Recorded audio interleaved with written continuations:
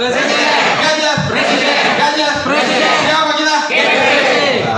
Dari DPC Jakarta Pusat siap untuk memenangkan Bapak Ganjar Pranowo sebagai presiden. Sulit apapun, tim kami siap untuk merebut Bapak Ganjar Pranowo menjadi presiden. Semangat tim Jakarta Pusat.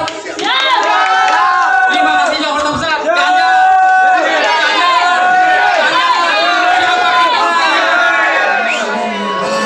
DPC Jakarta Selatan, maka yang terima bendera pusaka adalah KFT seluruhnya.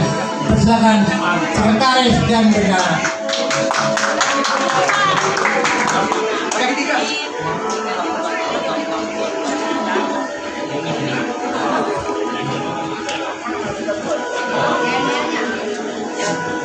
Kami persilakan yel-yelnya dari Jakarta Selatan. Sebelumnya teman-teman biar tahu, Opung ini adalah peserta termuda. Semangat beliau sudah tidak diragukan lagi. Di usia dia sudah mendekati 80 ya Bung ya. Semangat dia tetap. Dan dia punya posko terbesar tata rapi, yaitu DPC Jakarta Selatan. Mantap. Selamat bagi Opung, tetap jaga kesehatan sampai Ganjar dilantik jadi presiden.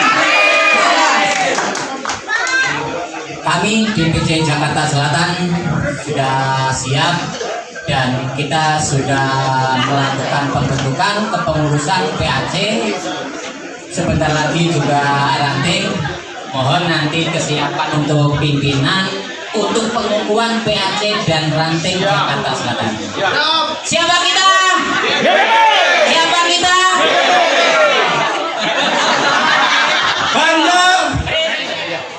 Agenda hari ini adalah pelantikan dan pengukuhan pengurus Dewan Pimpinan Cabang se-Jabodetabek. Ini memang kita sudah merencanakan jauh-jauh hari ya, dan bertepatan hari ini kita melantik 8 DPC se-Jabodetabek. Untuk GPP sendiri sudah deklarasi tanggal 10 November 2021. Jadi saat ini kita melantik Dewan Pimpinan Cabang se-Jabodetabek. Berikutnya mungkin kita akan melantik lagi Dewan Pengurus tingkat kecamatan, PAC, dan tingkat ranting. Yang kurang lebih kepengurusan itu sekitar 3.000. Ini pengurus saja. Jadi dari pengurus itu nanti masing-masing bekerja untuk mengetuk pintu dan memberikan sosialisasi mengenai Pak Ganjar seperti yang tadi diamanatkan oleh Bapak Ganjar melalui Zoom meeting. Pesan apa yang disampaikan oleh Pak Ganjar kepada DPP sendiri?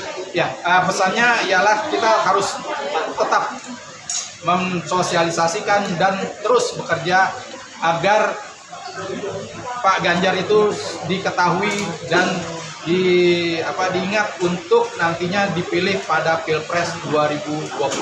Karena memang Pak Ganjar ini dapat menjalankan dan meneruskan kepemimpinan Bapak Jokowi di Republik Indonesia. Dan langkah apa yang akan dilakukan DPP sendiri untuk memenangkan Pak Ganjar sendiri? Kita terus turun ke bawah, terus bekerja, terus mensosialisasikan Bapak Ganjar Pranowo di tingkat bawah, di tingkat grassroots.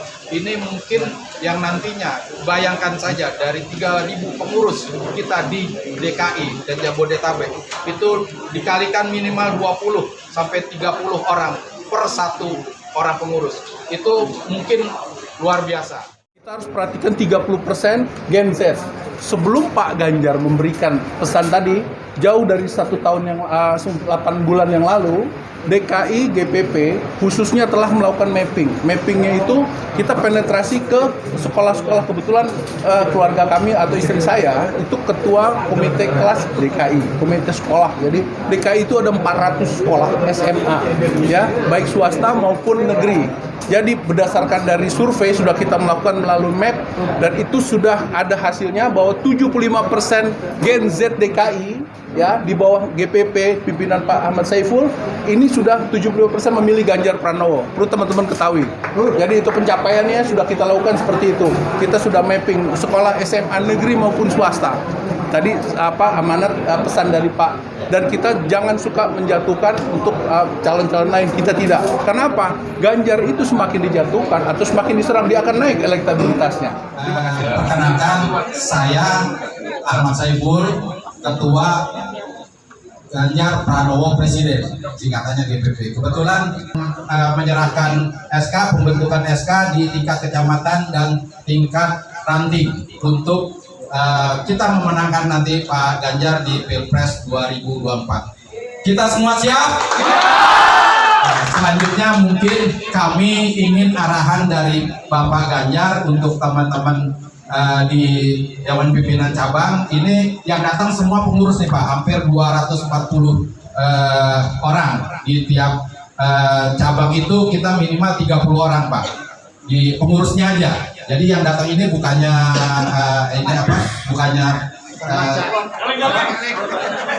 ini hanya pengurus semua. Jadi mohon Pak Ganjar memberikan arahan kepada kami dan menguatkan kita untuk siap berjuang memenangkan Pak Ganjar di Pilpres 2024. Hidup Pak Ganjar! Kepada Pak Ganjar kami mohon arahannya. Terima kasih. Baik, terima kasih. Assalamualaikum warahmatullahi wabarakatuh. Dan kita semuanya, teman-teman dari barisan GPP. Saya pikir tadi GPP itu singkatannya nggak apa-apa.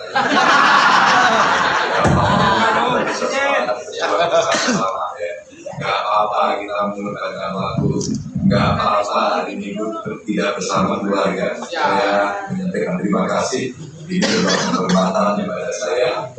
Tentu saja salam untuk teman-teman, salam untuk keluarga. Teman-teman, saya langsung saja. Ternyata setelah kita membaca seluruh data yang ada,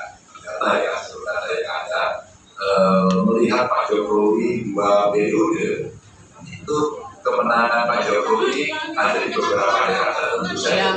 Kalau kita bicara Sumatera, kalau kita bicara Jawa Barat, Banten kalah. Maka kalau kemudian kita bicara tempat-tempat yang lain yang mungkin bisa dijadikan referensi, maka saya pesan beberapa hal agar kita bisa tahu kondisi kita. Dan saya kira kawan-kawan akan tahu semuanya.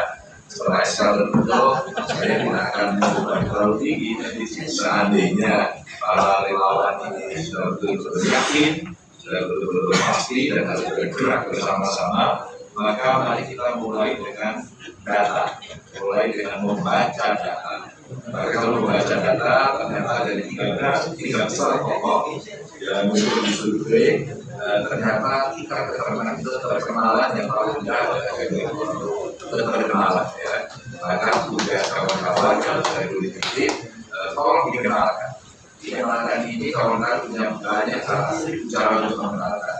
Mungkin dengan gambar, mungkin dengan medsos, atau mungkin dengan ketuk pintu, atau mungkin bisa membangun dari jejaring terdekat, ya di keluarga, ya di tetangga kiri kanan, ya di saudara-saudaranya dan seterusnya. Ini cara kerja yang paling gampang saat itu dikerjakan. Atau kalau tidak, teman-teman bisa naik kelas ini. Bagaimana cara naik kelas ini? Ada rumit, karena mungkin kepengurusan bisa diefektifkan, tidak harus dibayar. Tempat umpama harus sudah punya pengurus seluruh Indonesia begitu bagus, itu hebat. Tapi bagaimana kemudian dari kepengurusan itu betul-betul akan bisa fokus pada daerah tertentu, fokus pada negeri tertentu, di mana posisi-posisi kita masih lemah, kemudian kita bisa lebih tinggi. Saya hanya mengingatkan saja kepada teman-teman, 3% potensi pemilih itu adalah pemilih tinggal dan generasi Z. Ini mudah semuanya. Ya usia kira-kira masa 30-an awal ya, sampai 50-an itu sebenarnya cuma sebenarnya. Maka tugas kita adalah masuk pada wilayah itu. Membagi sembako ternyata tidak saja tidak selalu bisa menarik suara. Jadi coba saja. Karena kadang-kadang memang jadi masalah. Mungkin teman-teman punya cara yang lain. ya dia miskin, dia beli batu, dia butuh makan. Saya kira sembako penting. Tapi ketika kemudian orang yang tidak butuh dikasih, kadang-kadang mereka saya tidak butuh suap dan begitu. Jadi spirit-spirit yang kemudian muncul datang suasana kekinian itu benar-benar mesti diawasi oleh kawan-kawan. Maka kalau kemudian kita harus memperkenalkan orang tua agar bisa masuk pada keterkenalan 90% lebih, maka tugas Bapak Ibu, teman-teman semuanya memperkenalkan dari beberapa jari. Silakan pilih Anda yang mana. Tapi kalau ada di antara teman-teman IDB ini punya ahli, punya tim yang solid, maka saksi amanah mungkin dan bisa belajar. Satu, kita membaca data KPU. Data KPU itu bisa dulu. Besok itu Bapak Ibu teman-teman ada TPS. Di setiap TPS itu kurang lebih ada 300 suara, kurang lebih. Maka kalau kita memperhatikan di setiap TPS target kita ada 200 suara, pasti kita menentukan dari rumus gitu. Itu kalau kita mencari. Maka kalau kemudian selalu kira-kira 150. Asumsi 300 itu tidak milih atau tidak menggunakan suara semuanya, maka 150 saja minimal dan itu harus ada, maka sudah cukup berbasis pada DPS. Tapi sekali lagi, teman-teman DPP bisa mengambil cara yang berbeda. Apa cara yang berbeda? Saya tidak bisa mengcover seluruh Indonesia, tapi saya pastikan dari pengurus yang ada ini, kami akan diajari.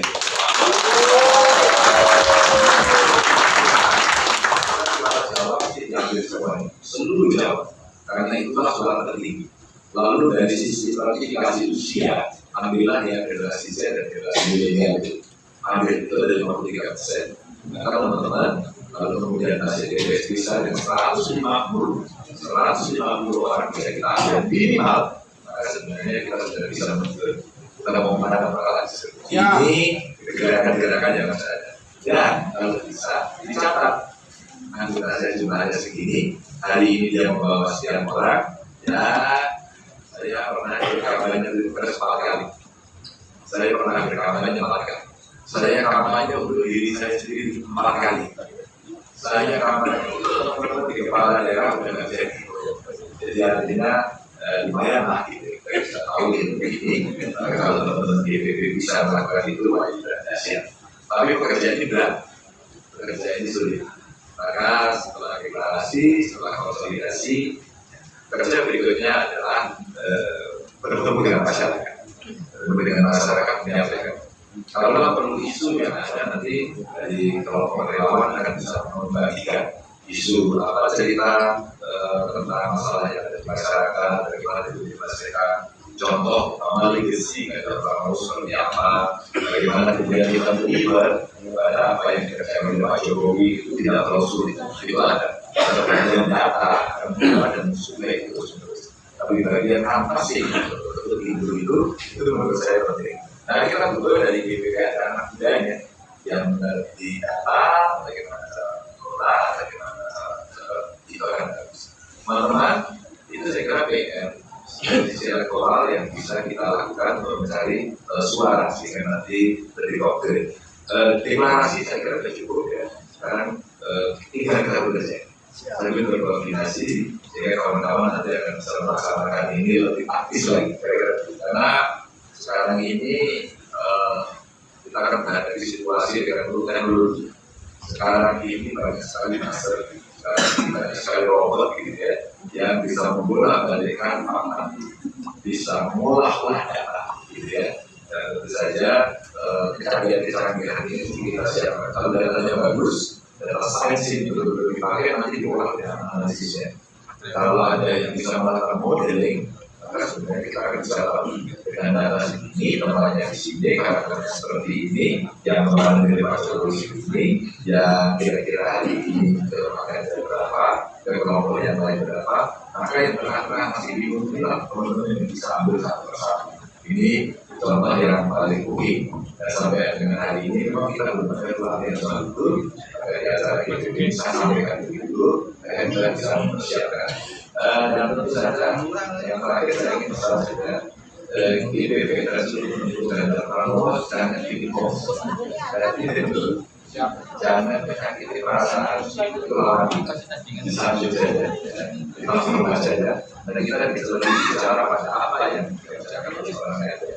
Jadi itu akan jadi lebih baik. Dan sekali lagi nanti kita ada bisa pasien agar kemudian dalam masalah edukasi betul-betul merasakan Islam, masyarakat yang bahagia. Dan saya pertama kali kita melakukan pemilu sudah berkali-kali akan tugas kita berikutnya dalam menjaga bangsa dan negara sebagai persatuan. Jadi kan itu sudah kita bahwa bentuk persatuan cerdas, berani, tidak terus, tidak perlu membuli juga. Selalu menghadirkan partai cerdas ini yang bisa kita lakukan. Teman-teman, terima kasih. Ganjar! Ganjar! Sama kita! Merdeka!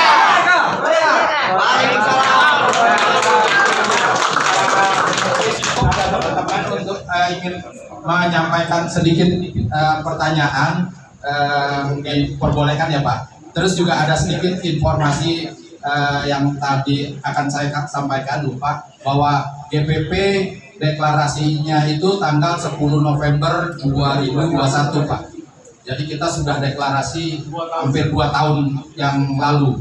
Nah ini ada beberapa teman-teman DPC untuk bertanya, mungkin sama Pak Ganjar minta masukan kepada teman-teman, nanti saya persilakan. Dan sekali lagi juga saya akan mengucapkan selamat menunaikan ibadah haji pada Pak Ganjar. Mungkin sore ini berangkat ya Pak.